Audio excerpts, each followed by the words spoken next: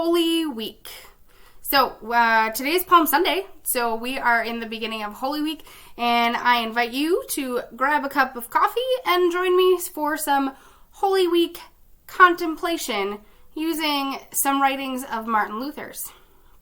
So the writing that we are going to use to kind of talk about this and through this is a meditation on Christ's Passion.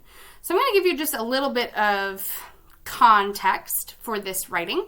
Martin Luther posted the 95 Theses in 1517. And so this is about in October. And so this is about a year and a half later. So it's the spring of 1519. And Luther is preparing for his first opportunity to debate, since he's kind of presented the world, the European world, the Western world, with these crazy ideas, right? These ideas of heresy, as the church has labeled them. His first debate, which doesn't really end up being much of a debate, but his first opportunity he's preparing for, which is going to be with Johann Eck in the debate in Leipzig. So that's coming up in June. Remember, it's like spring. It's about Easter time. And Luther is still a monk. He's working at the University of Wittenberg, teaching. And what else is he doing? Oh, he's exploring his own theology during this time.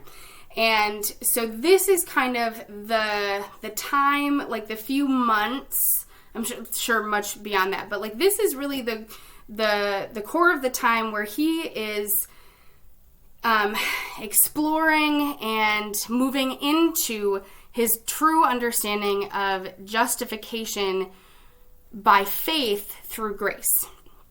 So that's kind of, he hasn't really published anything on that yet.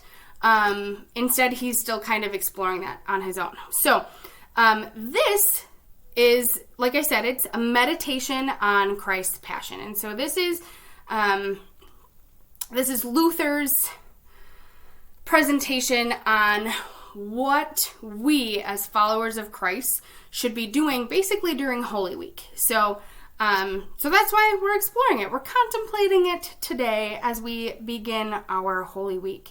And so the first thing that Luther does is he warns us of a couple things that we should not be doing. And particularly in looking at like Good Friday, the passion of the Christ, right? So the suffering of Christ.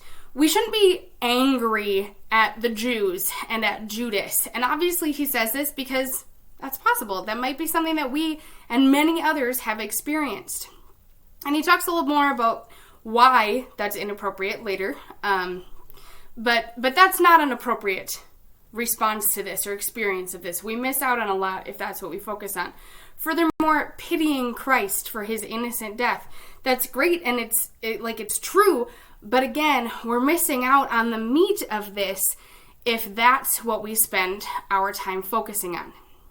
Instead, Luther invites us into the brokenness, the grossness of what we have done. And so it's important to understand, Luther explains to us that it's not appropriate for us to be placing blame on Judas or the Jews because they're not the ones who did this. We are the ones who did this. We are the ones who crucified Jesus. We're the ones who crucified Jesus daily.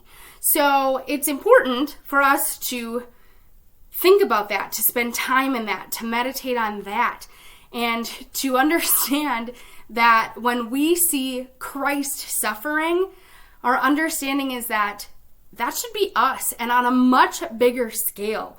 The way that Luther puts it is that when you see the nails piercing Christ's hands, you can be certain that there should be 100,000 nails piercing you, right? Because we are significantly more sinful and deserving of this horrible suffering and punishment than Jesus is. And this realization should be intense. It should be terrifying. We should be crushed by this. Those are Luther's words. We should be crushed by this. And so he really encourages us to sink into the despair, the the horrific understanding that this is our fault, and being terrified of the wrath of God, because the wrath of God that Luther points out to us is that there's punishment for sin, and that is something that we have to sit with. Now, no, just a heads up, don't get too concerned, because he doesn't want us to stay here. But he really understands and really wants us to understand that without this knowledge of our own sinfulness, we can't really get any benefit out of Christ's passion. And so that is where you have to start, is in that deep and terrible understanding that we did this, we caused this. So once we've sat in that, Luther understands and says we can't stay there.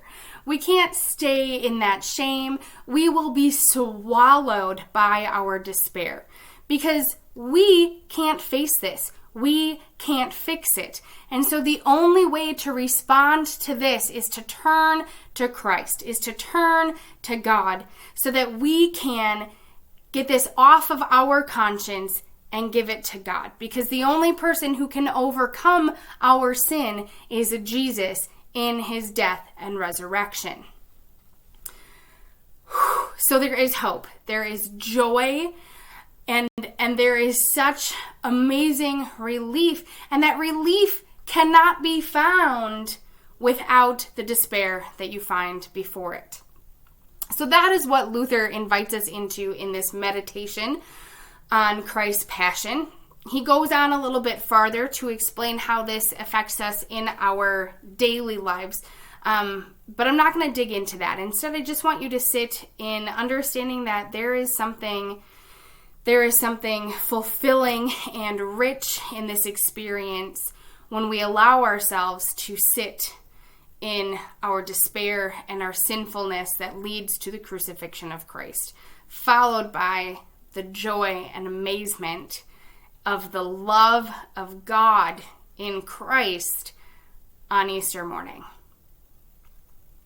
You have a blessed Holy Week, and peace be with you as we head into Easter.